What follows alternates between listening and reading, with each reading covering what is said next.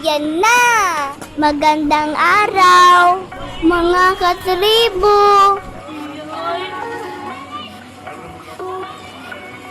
Ayun nga, for today's video mga katribo, magbibilang po tayo ng ating harvest sa ating pisonet sa loob ng isang linggo.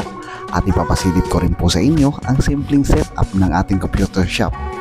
Unang-una po sa lahat, gusto ko po magpasalamat sa ating Panginoon at sa aking pamilya na tumulong sa akin para mapatayo ko po ang ating munting negosyo. Aba, syempre, kailangan din natin lahat sipag at syaga.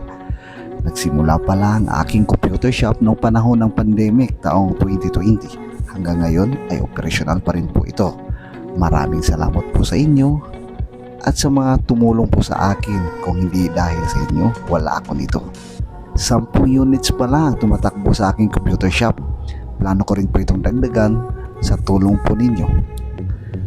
Sa video ito, ipapakita ko po sa inyo ang isang linggong kita ng ating computer shop, total monthly gross income nito at net income para magkaroon po kayo ng idea magkano ba talaga ang kitaan sa ganitong computer shop.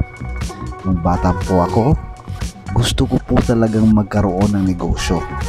Pero nung nagnegosyo na ako, gusto ko na ulit bumalik maging bata. Simulan nyo lang sa maliit na bagay. Hindi nyo na mamalayan lalaki ito at nakakatulong pa tayo sa iba. Sa totoo lang talaga, konti lang ang alam ko sa ganitong klase ng negosyo. Salamat sa mga taong tumulong ang nagtiyaga sa akin at dahil din sa pagsisikap na pag-aralan ko ito, nadagdagan ang kalaman ko. Kung kaya ko, kaya nyo rin katribo.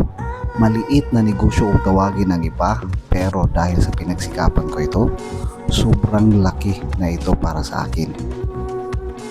Sana mga katribo, susunod ng mga videos natin may share ko po sa inyo ang mga diskarte at mga experience na ginawa ko para po tumagal ang aking computer shop.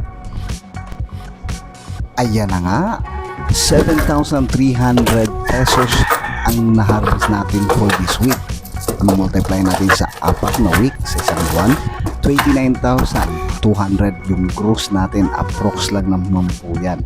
Bawasan po natin ang rental, internet, electric bill, lalabas po ang ating net. Sa net naman po, babawasan ko pa po yan ang aking technician, kukuha rin po ako dyan ng aking pang maintenance, at ang matitira po, yan po ang pinaka income ko po. Ito naman po ang aming setup ng mga computer sa loob ng shop. Nasa itaas po yung mga CPU at mga coin slot. Nakatago na rin po ang mga wires ng mouse and keyboard, headset, pati po ang power cord ng monitor papunta sa mga CPU sa itaas. Yun lang po. Hanggang sa muli mga katribo, ingat!